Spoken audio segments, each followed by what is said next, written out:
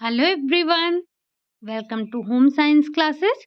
Home science classes में आपका स्वागत है। कैसे हैं आप? आशा करती हूँ अच्छे होंगे, खुश होंगे, मस्त होंगे और पढ़ाई कर रहे होंगे। तो आपको पता है हम डिस्कस कर रहे हैं चाइल्ड डेवलपमेंट, यानी कि जो हमारी चर्चा चल रही है वो चल रही है बाल विकास पर। अब कल की क्लास में हमने क्या देखा था, एक बार हम उसको रिकॉल कर लेते हैं। तो कल हमने एबॉर्शन के बारे में बात किया था, यानी कि गर्भपात क्या होता है हमने इसको समझा था। गर्भपात और जो अपरिपक्व शिशु जन्म होता है उन दोनों में डिफरेंस होता है। गर्भपात कब से कब तक होता है? तो गर्भपात 2 माह से लेकर 6 माह के बीच में जो शिशु का जन्म होता है उसे हम गर्भपात के नाम से जानते हैं।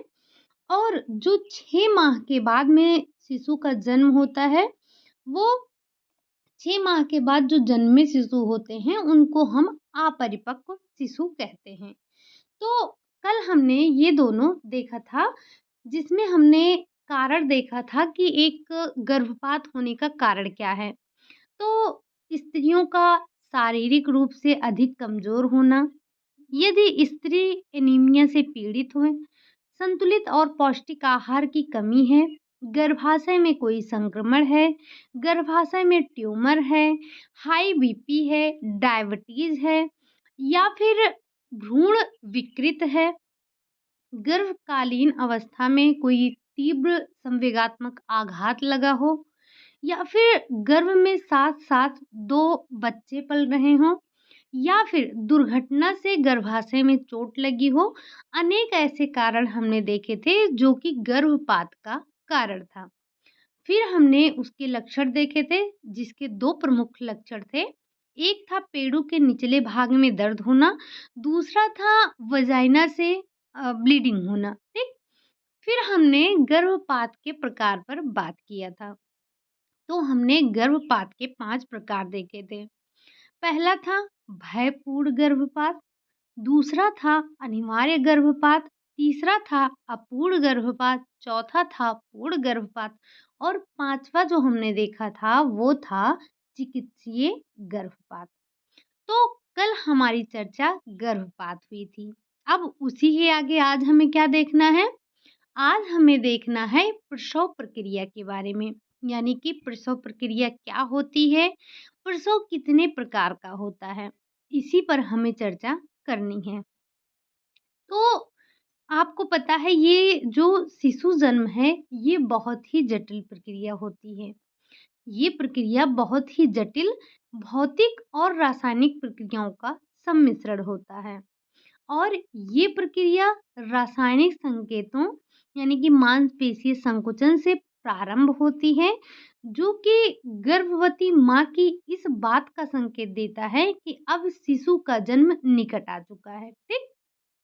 तो हमें इसमें सबसे पहले क्या देखना है? सबसे पहले हमें इसमें देखना है प्रसव की अवस्थाएं। प्रसव की अवस्थाएं कितने प्रकार की होती हैं और कौन-कौन सी होती हैं, इसमें हमें ध्यान क्या रखना है, ये सारी बातें हमें समझनी है। तो शिशु जन्म या प्रसव की प्रमुख 3 अवस्थाएं होती हैं। वो कौन-कौन सी है? तो सबसे पहले आता है प्रथम अवस्था, जिसे हम विस्फारण की अवस्था कहते हैं। यानी कि अगर एग्ज़ाम में आपको पूछा जाएगा कि प्रसव की प्रथम अवस्था क्या है, तो आप उसे प्रथम अवस्था ना बताकर विस्फारण की अवस्था बताएँगे। द्वितीय क्या होता है? तो जो द्वितीय अवस्था होती है, वो होती है निष्कासन की अवस्था, ठीक? और तीसरी अवस्था जो है, वो है संपूर्ण निष्कासन की अवस्था, ठीक? तो अब हम एक-एक करके इन तीनों अवस्थाओं के बारे में समझ लेते हैं कि ये क्या-क्या होते हैं। यहाँ से आपसे क्वेश्चन भी पूछे जाते हैं, ठीक? तो जो प्रथम अवस्था है, यानी कि विस्फारण की अवस्था, ठीक? यह अवस्था प्रसव दर्द के प्रारंभ होने से यौन के विस्तारण तक रहते हैं। इसलिए इस अवस्था को विस्तारण की अवस्था भी कहते हैं।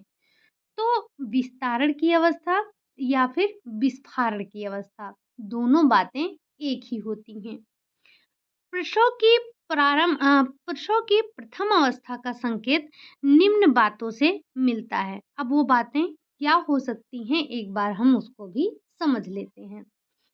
तो जो पहला संकेत है, यानी कि विस्फारण अवस्था प्रारंभ हो गई है या नहीं, इस बात की पुष्टि के लिए कुछ संकेत मिलते हैं। जैसे जैसे योनि मार्ग से रक्त मिश्रित श्लेष्मा का निष्कासन होना। दूसरा है कमर दर्द तथा दर्द युक्त गर्भाशयिक संकुचन होना। तीसरा है एमनियोटिक द्रव का निष्कासित होना। तो ये 3 होते हैं क्या, जो विस्फारण की अवस्था को दर्शाते हैं। अब प्रसव की प्रथम अवस्था में गर्भाशय की मांसपेशियों में तीव्र संकुचन होता है, जिससे उदर और कमर के निचले हिस्से में दर्द प्रारंभ हो जाता है और प्रत्येक गर्भाशयिक पेशियां संकुचन के साथ भ्रूण का सिर नीचे यानी कि योनि की तरफ आने लगता है और पेशीय संकुचन से गर्भाशय का ऊपरी भाग जो होता है वो कठोर होता जाता है और जो निचला भाग होता है वो कोमल होता जाता है, क्योंकि शिशु को निचले भाग से ही बाहर आना है, इस संसार में आना है। तो निचला भाग जो होता है वो क्या होता है, तो वो कोमल होता जाता है और जो ऊपर का भाग होता है वो कठोर होता जाता है। ये अवस्था योनि मार्ग के प्रसारण यानी कि फैलाव की अवस्था होती है और इसी अवस्था में शिशु बाहर आने के लिए मार्ग तैयार करता है। प्रसव की प्रथम अवस्था के दौरान ही योनि मार्ग का जो सामान्य अवस्था में केवल 1.2 सेंटीमीटर ही खुला पाया जाता है, वो इतना फैलाव कि शिशु का सिर आसानी से बाहर आ जाता है। ठीक, तो इस अवस्था में शिशु ये समझिए कि अपने बाहर आने के लिए वो अपने लिए मार्ग बनाता है, जो विस्फारण की अवस्था है। अब यहाँ से पूछा क्या गया है, तो पूछा इसकी समय अवधि से गया है, ठीक? कि जो विस्फारण की अवस्था है, वो उसका समय क्या है? तो जब किसी स्त्री का प्रथम प्रसव होता है, तो अवस्था में अधिक समय लगता है।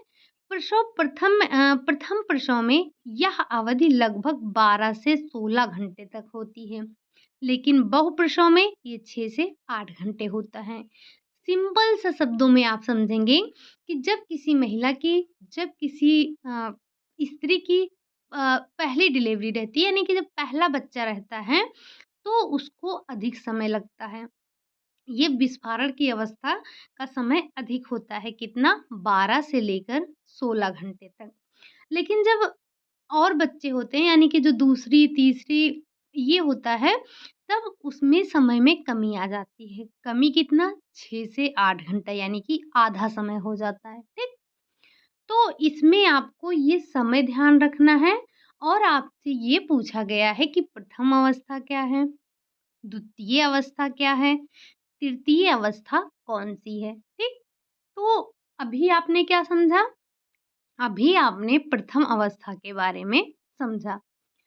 अब जो प्रसव की द्वितीय अवस्था होती है, वो क्या है? तो वो होती है निष्कासन की अवस्था।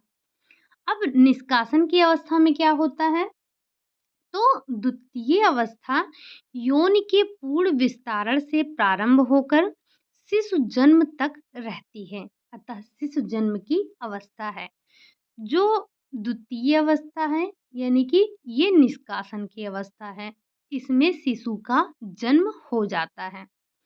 इस अवस्था में गर्भस्थ शिशु माँ के शरीर से बाहर आता है, अतः इस अवस्था को निष्कासन की अवस्था भी कहते हैं। ठीक, प्रथम अवस्था में क्या हुआ? तो प्रथम अवस्था में गर्भाशय संकुचन से भ्रूण नीचे आ जाता है और क्या करता है, और योनि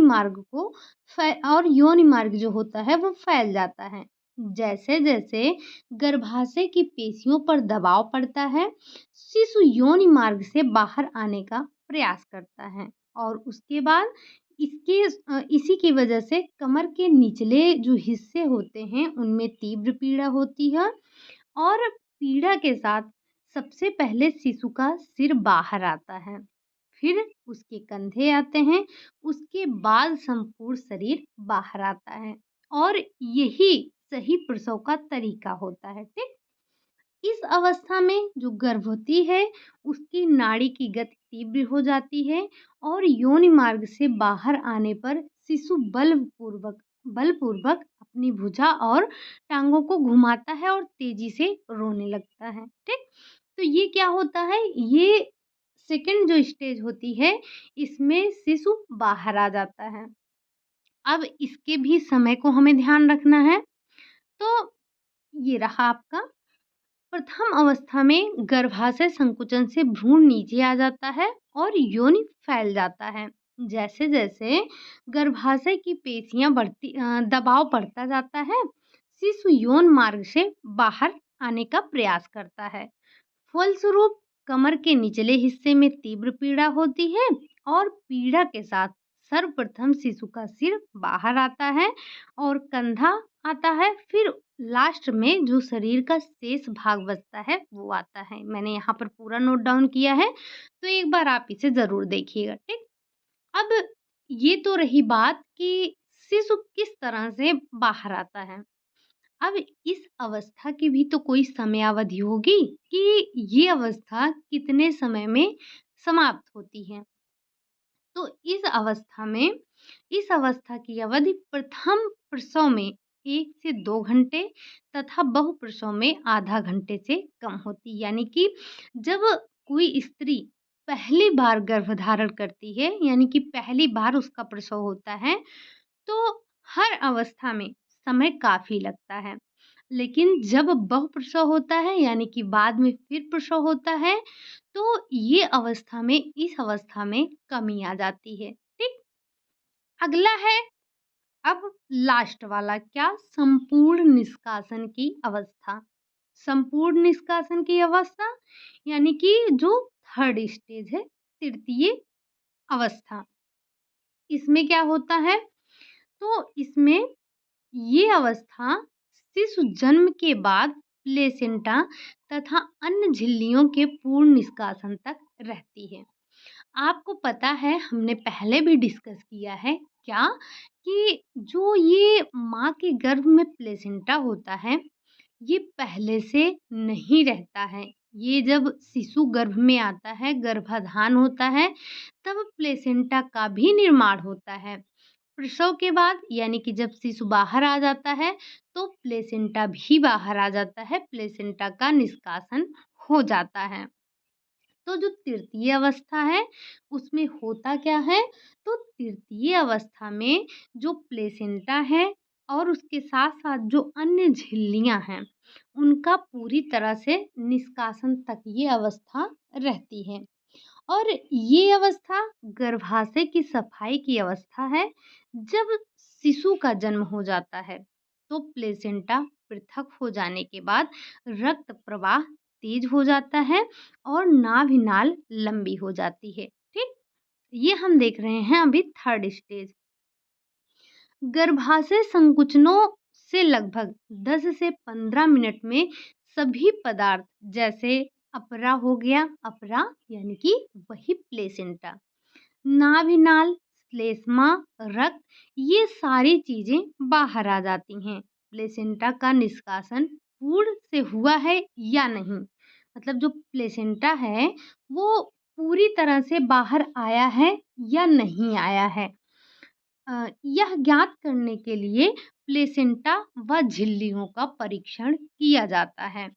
संपूर्ण पदार्थ आ जाने पर, संपूर्ण पदार्थ का मतलब वही जो हमने देखा, अपरा हो गया, नाभिनाल हो गया, श्लेष्मा हो गया, ये सारे पदार्थ बाहर आ जाने पर योनि मार्ग को धोकर साफ किया जाता है और यदि योनि मार्ग फट गया हो तो टाँके लगाए जाते हैं। ठीक, आप में से अगर कोई आपके घर पर ऐसा होगा तो आपने देखा होगा कि जो है जब बच्चा हो जाता है तो बच्चे को तो बाहर ले आते हैं लेकिन माँ अंदर रहती है, तो वही उसका थर्ड स्टेज चल रहा होता है जहाँ पर उसके गर्भाशय की साफ सफाई की जाती है। शिशु जन्म के 1 घंटे बाद तक गर्भवती का सूक्ष्म निरीक्षण किया जाता है तथा नाड़ी और रक्तचाप को नोट किया जाता है। मतलब शिशु पैदा होने के बाद भी, शिशु जन्म के बाद भी स्त्री का 1 घंटे तक सूक्ष्म निरीक्षण किया जाता है। कहीं कोई अंदर में कोई पदार्थ तो नहीं रह गया है? अगर पदार्थ रह जाता है तो ये गर्भवती स्त्री के लिए घातक हो सकता है। यहाँ तक कि कभी-कभी उसकी जान भी चली जाती है। तो इसीलिए जब बच्चा हो जाता है उसके बाद जो माता है उसके गर्भाशय की साफ-सफाई की जाती है और उसका बहुत बारीकी से निरीक्षण किया जाता है। एक छोटी-सी गलती, अगर थोड़ा-सा भी कोई पदार्थ, चाहे वो प्लेसेंटा हो, नाभिनाल हो, श्लेष्मा हो, कोई भी चीज़ अगर गर्भवती के गर्भाशय में रह गया है तो ये उसके लिए खतरा हो सकता है। ठीक? ये तो हमने देखी कि प्रसव की अवस्थाएँ कौन-कौन सी होती हैं, ठीक? अब हमें इसी में चर्चा करना है कि प्रसव के प्रकार कौन-कौन से होते हैं। आपने देखा होगा कि कैसे ऑपरेशन के द्वारा प्रसव कराया जाता है, औज़ारों और उपकरणों के द्वारा कराया जाता है, कुछ स्वाभाविक प्रसव भी होते हैं। तो इन सभी के बारे में हमें थोड़ा-थोड़ा चर्चा कर लेना है कि किस तरह से प्रसव होता है, यानी कि कौन-कौन से प्रसव के प्रकार होते हैं। प्रसव किस प्रकार से होता है ये तो आपने देख लिया। इसकी अवस्थाओं से क्वेश्चन पूछे जाते हैं इसके समय को लेकर, और यहाँ तक भी क्वेश्चन पूछा गया है कि अपरा के निष्कासन की अवस्था कौन सी है। ठीक? तो आप तीनों अवस्थाओं को ध्यान रखेंगे। अब हम बात कर लेते हैं प्रसव के प्रकार की। तो शिशु जन्म के कई प्रकार हैं, कोई एक प्रकार नहीं है। शिशु जन्म के कई प्रकार होते हैं। अब शिशु जन्म की जो प्रक्रिया है, उसमें सबसे पहले हम क्या देखेंगे? सबसे पहले देखेंगे सामान्य व स्वाभाविक प्रसव। स्वाभाविक प्रसव या जिसे हमने सामान्य प्रसव किया कहा, ये का क्या है? तो शिशु जन्म की ये प्राकृतिक और स्वाभाविक प्रक्रिया है। ठीक? इसमें प्रसव की तीनों अवस्थाएं बारी-बारी से क्रियान्वित होती हैं और संपूर्ण योनि मार्ग का विस्तार होता है। फिर शिशु क्या है? फिर शिशु योनि मार्ग से बाहर आता है और अंत में गर्भाशयिक संकुचन द्वारा जो सारा उसके शरीर में, गर्भाशय में जो पदार्थ होता है, अभी-अभी हमने देखा, जैसे अपरा हो गया, नाभिनाल हो गया, श्लेष्मा हो गया, तो ये सारी चीज़ें बाहर आ जाती हैं। मतलब इसमें ना तो आपने कोई किसी तरह के औज़ार का प्रयोग किया, ना ही आपने इनका ऑपरेशन किया। ये एक स्वाभाविक प्रक्रिया के द्वारा प्राकृतिक रूप से जो प्रसव हो रहा है, इसे हम, चाहे आप स्वाभाविक प्रसव कहें, चाहे इसे प्राकृतिक प्रसव कहें। ठीक? अब सामान्य प्रसव प्रक्रिया में सबसे पहले शिशु का सिर बाहर आता है, फिर उसके कंधे आते हैं, बाद में धड़ और लास्ट में पैर बाहर आता है। अब इसके कुछ लाभ भी होते होंगे, जो ये प्राकृतिक प्रसव है और जो सामान्य, यानी कि जो सामान्य प्रसव है, इसके कुछ लाभ भी तो होंगे। क्या लाभ होगा? तो इस प्रसव में जो प्राकृतिक तौर पर होता है, इसमें समय भी कम लगता है। ठीक? प्रसव के समय माँ और शिशु दोनों को अधिक कठिनाई नहीं होती है। माँ और शिशु का स्वास्थ्य भी ठीक रहता है। तो ये सारे लाभ होते हैं किसके? जो प्राकृतिक प्रसव होता है। अब अगर वहीं हम बात करें दूसरा, जो है उल्टा प्रसव, इसे आप एक नाम और नोट कर लीजिएगा, ब्रीच जन्म। ठीक? क्या है? तो ब्रीच जन्म क्या होता है? चाहे ब्रीच जन्म कहें या फिर उल्टा प्रसव कहें। अब आपने देखा कि सामान्य प्रसव, ये सभी को पता है कि सामान्य प्रसव में क्या होता है। तो वैसे ही है उल्टा प्रसव। उल्टा प्रसव में क्या होता है? जब गर्भाशय में जो शिशु है, शिशु पहले ऐसे रहता है, ठीक? मतलब ये उसका सर रहता है। एक बार देख लेते हैं। जो सामान्य शिशु होता है, उसमें शिशु ऐसे बाहर आता है, यानी कि ये उसका ये सर होता है, मुझसे बन नहीं रहा है, लेकिन ये सर होता है जो कि पहले आता है। लेकिन उल्टा प्रसव में क्या होता है? सर इधर होता है, पैर इधर होता है। तो जब गर्भाशय में शिशु की स्थिति उल्टी होती है, यानी कि पैर उसका नीचे की तरफ होता है, तो गर्भवती को प्रसव के समय पर जो उसको दर्द होता है, जो वेदना होती है, वेदना प्रारंभ होने के कारण जो निचला भाग होता है और पैर पहले बाहर आता है और धड़ सिर आने के बाद मतलब धड़ और फिर लास्ट में सिर आता है। तो ऐसे प्रसव को हम उल्टा प्रसव कहते हैं। इस प्रसव प्रक्रिया में प्रसव की तीनों अवस्थाएं यानी योनि मार्ग का विस्फारण, शिशु निष्कासन और जो गर्भाशय के व्यर्थ पदार्थ हैं वो सामान्य प्रसव के समान ही होते हैं। बस फर्क इतना होता है कि जो प्राकृतिक प्रसव था उसमें सर नीचे की तरफ था, लेकिन जो उल्टा प्रसव था यानी कि जो ब्रीच जन्म था उसमें शिशु का सिर ऊपर की तरफ था, यानी कि पैर नीचे की तरफ था।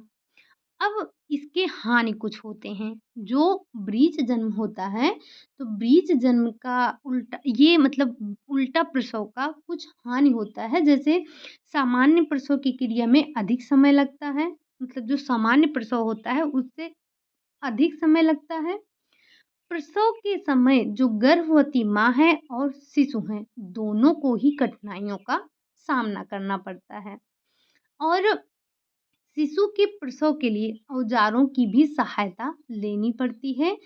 कभी-कभी माँ के जननांगों और शिशु के जो कोमल अंग हैं, उनको भी हानि पहुँच जाती है, जब औजारों का प्रयोग किया जाता है। और फिर जो अगला अगला जो प्रसव का प्रकार है, वो क्या है? तो वो है औजारों व उपकरणों द्वारा। औजारों या उपकरणों द्वारा जब गर्भस्थ शिशु किन्हीं कारणों से सामान्य प्रक्रिया द्वारा योनि से बाहर नहीं आ पाता है और गर्भवती माँ तीव्र प्रसव जो वेदना होती है उससे पीड़ित होती है, तो औजारों और उपकरणों की सहायता से जो योनि मार्ग है उसे डॉक्टर चौड़ा कर देते हैं और शिशु को औजार की सहायता से बाहर ले लेते हैं।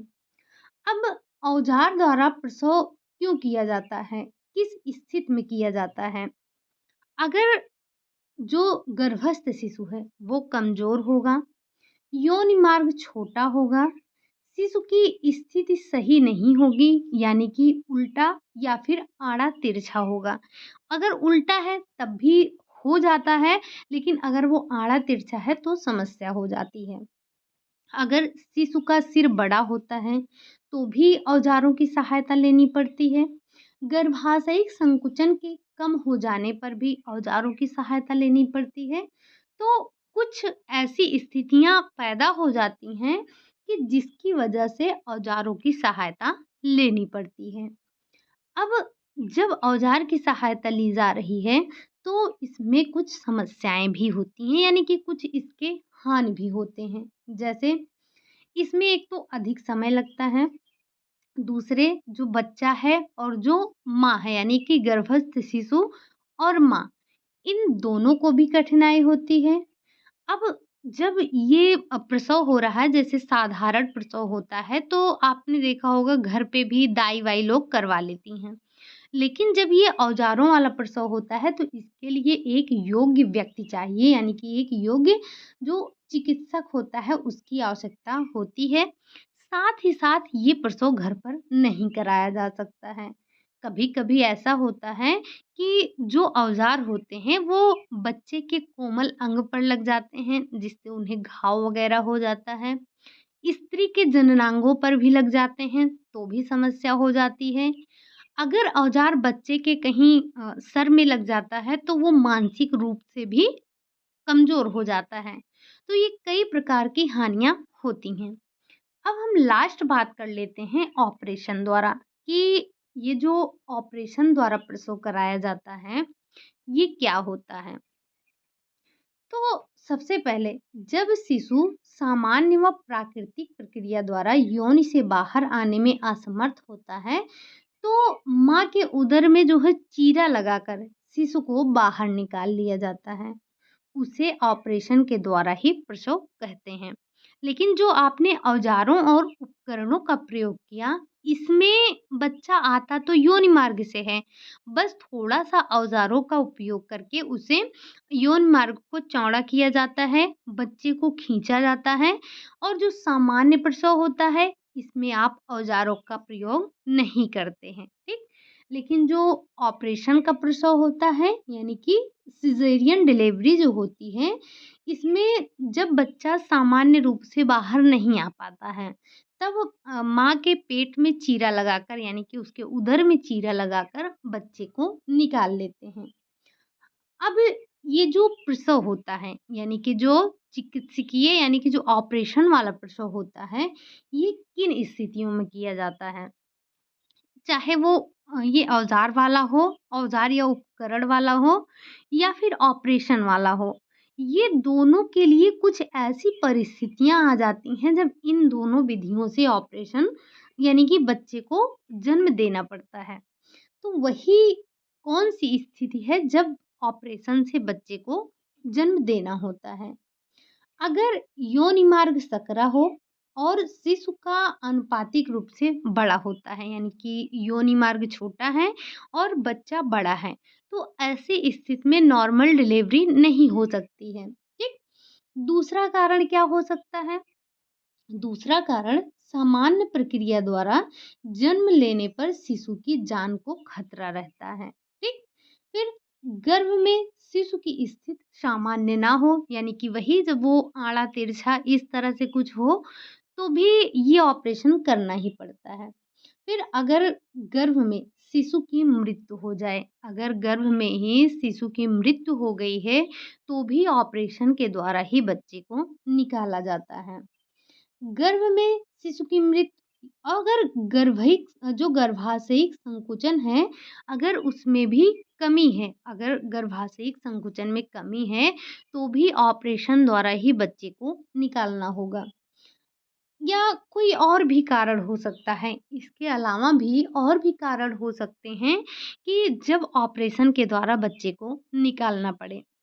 अब ये तो हमने देखा कि कारण क्या हो सकते हैं। अब जब ये ऑपरेशन द्वारा बच्चे को निकाला जा रहा है, तो इसकी कुछ हानियाँ भी होती हैं। वो हानियाँ क्या हो सकती हैं? तो ऑपरेशन द्वारा प्रसव में अधिक समय और धन दोनों ही लगता है। ये आप सभी ने सुना होगा, देखा होगा, पता भी होगा। यहाँ पर कोई छोटा बच्चा नहीं है। तो जब एक नॉर्मल डिलीवरी होती है और जब एक ऑपरेशन के द्वारा बच्चा होता है, तो दोनों में बहुत समय और यानी कि जो ऑपरेशन से बच्चा होता है, उसमें समय अधिक लगता है और धन भी अधिक लगता है। ये घर पर नहीं कराया जा सकता है। इसके लिए एक जानकार चिकित्सक की आवश्यकता होगी, योग्य चिकित्सक की आवश्यकता होगी। हमें हॉस्पिटल जाना पड़ेगा और प्रसूता को अधिक समय तक प्रसूति केंद्र में रहना पड़ेगा। आपने देखा होगा जो नॉर्मल डिलीवरी होती है, उसमें जच्चा-बच्चा दोनों दूसरे दिन घर आ जाते हैं। लेकिन जो ऑपरेशन से होती है, उसमें हफ़्ते 10 दिन तक वहीं पर रखना पड़ता है, जहाँ पर उनका प्रसव हुआ रहता है। और क्या हानि है? तो शिशु जन्म के बाद प्रसूता और नवजात इन दोनों की अधिक देखभाल की आवश्यकता होती है। मतलब जो सामान्य डिलीवरी होती है, उसकी अपेक्षा इसमें काफ़ी देखभाल की आवश्यकता होती है। ऑपरेशन द्वारा प्रसव के बाद गर्भाशय को अपने सामान्य आकार में आने में काफ़ी समय लगता है, लेकिन जो सामान्य डिलीवरी हुई होती है, उसमें गर्भाशय को अपने आकार में आने में ज़्यादा समय नहीं लगता है। ऑपरेशन के कारण प्रसूता को अधिक आराम की आवश्यकता होती है, ठीक? तो ये सारे नुकसान होते हैं किसके? तो ये सारे नुकसान होते हैं ऑपरेशन द्वारा प्रसव कराने के, ठीक? तो ये हमने 4 प्रकार के प्रसव के बारे में चर्चा किया। आपसे अभी तक ज़्यादा से यही 2 क्वेश्चन पूछे गए हैं। कौन से? ब्रीच जन्म क्या है? या फिर ब्रीच जन्म को हम क्या कहते हैं? तो ब्रीच जन्म को उल्टा जन्म कहते हैं या उल्टा प्रसव कहते हैं। साथ ही साथ इसमें बच्चे का सर किधर रहता है, पैर किधर रहता है, ये आपको ध्यान रखना है।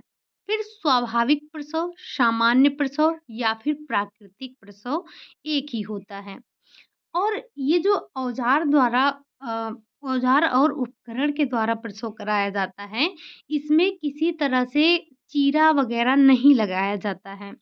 लेकिन जो ऑपरेशन होता है इसमें चीरे के द्वारा ही जो है ये चीरे के द्वारा ही बच्चे को जन्म दिया जाता है, ठीक? जो एक बात आपको ध्यान रखनी है, वैसे तो ये हमारा चैप्टर कंप्लीट हो चुका है, इसका प्रसव की प्रक्रिया और प्रसव के प्रकार के बारे में। थोड़ा-सा हम ये समझ लेते हैं कि जो अस्वाभाविक प्रसव है, अस्वाभाविक प्रसव प्रक्रियाओं का शिशु के विकास पर क्या प्रभाव पड़ता है? एक तो होता है स्वाभाविक प्रसव और एक होता है अस्वाभाविक प्रसव। तो अस्वाभाविक प्रसव का जो है शिशु के विकास पर क्या प्रभाव पड़ता है? तो जो सामान्य प्रसव है, एक प्राकृतिक प्रसव है, हमने जाना। जो बालक प्रसव प्रक्रिया द्वारा जन्म नहीं लेते हैं और जिनका जन्म जो किसी प्रसव प्रक्रिया जैसे ऑपरेशन, ब्रीच या औज़ार की सहायता से इन सब से होता है, उन्हीं को हम अस्वाभाविक प्रसव प्रक्रिया कहते हैं। तो वैज्ञानिकों के अनुसार कभी-कभी अस्वाभाविक प्रसव प्रक्रिया में बालक की शारीरिक और मानसिक हानियाँ हो जाती हैं। जैसे कि प्रसव प्रक्रिया में औजारों से शिशु की शारीरिक और मानसिक क्षति हो सकती है, जो बाद में उसकी विकास में यानी कि चाहे शारीरिक हो, चाहे मानसिक हो, दोनों के विकास को अवरुद्ध करती है। साथ ही साथ उल्टे प्रसव में शिशु की अस्थि विकृत होने की संभावना रहती है। इसके अलावा वैज्ञानिकों का ऐसा मानना है कि ऑपरेशन द्वारा जो बच्चे उत्पन्न होते हैं या बच्चे उत्पन्न होने पर बालक शांत प्रकृति के और कम क्रियाशील हो जाते हैं। इसके अलावा जो सामान्य प्रसव से उत्पन्न बालक होते हैं वो अधिक क्रियाशील होते हैं। उनमें अपने वातावरण के साथ समायोजन करने की क्षमता भी अधिक होती है। शिशु के सामान्य विकास के लिए आवश्यक है कि जहाँ तक संभव हो सके सामान्य प्रसव प्रक्रिया द्वारा ही शिशु को जन्म देने का प्रयास करना चाहिए। किंतु गर्भवती माँ और शिशु की जान को यदि खतरा है तो हमें इन प्रक्रियाओं का प्रयोग करना चाहिए। बस ऐसी ही थोड़ी सी सामान्य बातें हैं जो आपको समझनी चाहिए, ठीक? वैसे यहाँ से क्वेश्चन नहीं बनता है, इसीलिए बस मैंने आपको सिर्फ बता दिया, ठीक? तो आज ये हमारा चैप्टर समाप्त हो गया। कौन सा? ये जो दूसरा हम गर्भकालीन अवस्था पढ़ रहे थे, ठीक? अब आगे हम क्या पढ़ेंगे? आगे हम पढ़ेंगे नवजात के बारे में, फिर हम देखेंगे विभिन्न अवस्थाओं में किस तरह से शारीरिक विकास होता है, किस तरह से मानसिक विकास होता है। हम उनके सारे विकास के जो विकास के अन्य पहलू हैं, उन पर भी नज़र डालेंगे, ठीक? तो बस आज के लिए यही इतना रखते हैं। आज हमने प्रसव के प्रकार और प्रक्रिया के बारे में समझा। एक बार आपसे फिर से बोल रही हूँ, जो प्रसव की अवस्थाएँ हमने देखी, 3 अवस्था देखी ना? कौन-कौन सी? विस्फारण की अवस्था, शिशु जन्म की अवस्था, यानी कि जो सेकंड अवस्था थी, उसको हमने शिशु जन्म की अवस्था कहा। और तीसरा था आपका जो था तीसरा वाला, तीसरा था द्वितीय था और ये था तीसरा संपूर्ण निष्कासन की अवस्था। इसमें से आपको ध्यान रखना है कि अवधि क्या है और किस अवस्था में किस चीज़ का निष्कासन हो रहा है। आज जो हमने पढ़ा उसमें आपके कई पॉइंट यहाँ से काफ़ी क्वेश्चन बने हैं, तो चीज़ों को नोट डाउन कर लीजिएगा, ये आपके लिए काफ़ी इम्पोर्टेंट है। बस आज के लिए यही इतना रखते हैं। क्लास अगर आपको अच्छी लगी हो तो लाइक करें, चैनल को सब्सक्राइब करें, साथ ही साथ कमेंट ज़रूर कीजिएगा। और आप लोग शेयर नहीं कर रहे हैं, ऐसा मत कीजिए, शेयर भी कर दिया कीजिए, ठीक? चलिए फिर मिलते हैं नेक्स्ट क्लास में, तब तक के लिए बाय बाय, टेक केयर।